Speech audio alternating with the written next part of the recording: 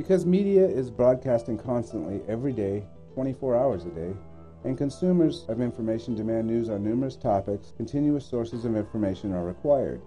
Some argue that only well-funded business or government entities can really fill this need.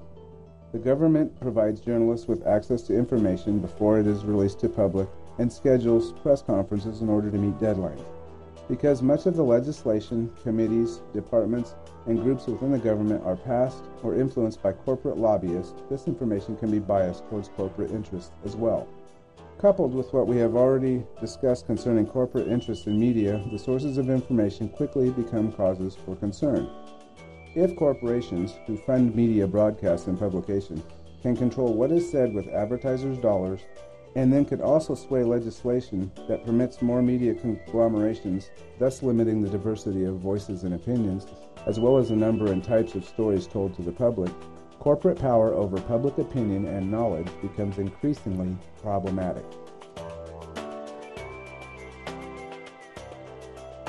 In manufacturing consent, Chomsky and Herman define flack as targeted efforts to cast doubt on those who challenge the establishment.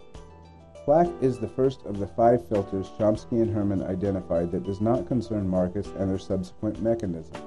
Rather, flack is described as concentrated and deliberate work to control public information.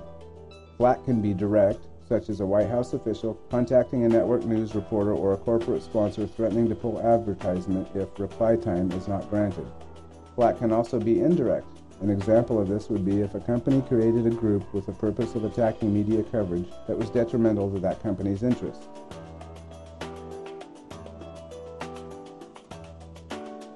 The last of Chomsky's and Herman's filters concern the exploitation of the public through fear or anger against certain groups. These groups are portrayed as a potential threat, whether the group really is a threat or not. This is sometimes called fear-mongering, and this filter was originally used to further anti-communist and anti-socialist sentiment. Today, it is used to further anti-terrorist sentiment. While we have focused primarily on the news presented to us by media outlets up to this point, it is important to remember that these factors play into all media.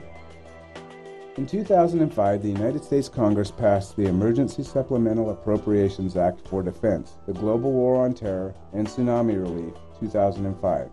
Attached to this military spending bill was the Real ID Act of 2005.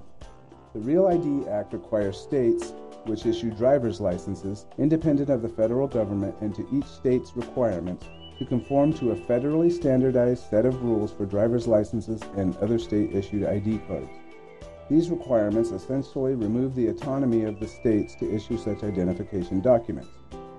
All state licenses would be forced to comply with federally mandated standards, and all information collected during the issuing of such documents would be entered into linked databases.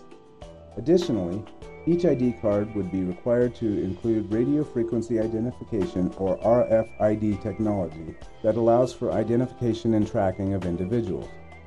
Privacy and human rights groups, among others, have vocally criticized the legislation, and due to this and several other factors, the Real ID Act has been postponed from its original May 2008 deadline to sometime in 2011, barring further legislation that cancels or alters it. However, the setbacks in the legislation did not prevent a push in the media regarding RFID technology. In 2006, the 21st film in the popular James Bond franchise of films was released. That film, a remake of the 1967 James Bond movie Casino Royale, included a scene wherein James Bond, played by Daniel Craig, voluntarily accepts RFID chip implantation. In another 2006 example, the television series Law & Order depicted a man who suspected his spouse of cheating, of implanting his wife with an RFID chip and using it to track her movements. Another example is contained in a series of comic books entitled Testament, published by the DC Comics imprint Vertigo. The comic miniseries depicts a future where everyone is required to be implanted with microchips so the government can track people. Removal of the chip is painful and illegal. Corporate America is also getting in on the RFID Technology Act.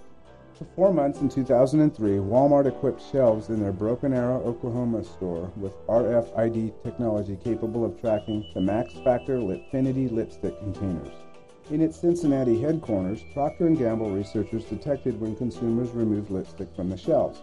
This action triggered a video monitor, which allowed researchers to watch consumers as they handled the lipstick. In another case, the United Kingdom store, Tesco, ran an experiment in which a photo camera was activated each time a consumer took a packet of Gillette razors off the shelf. The photos were then added to a consumer database.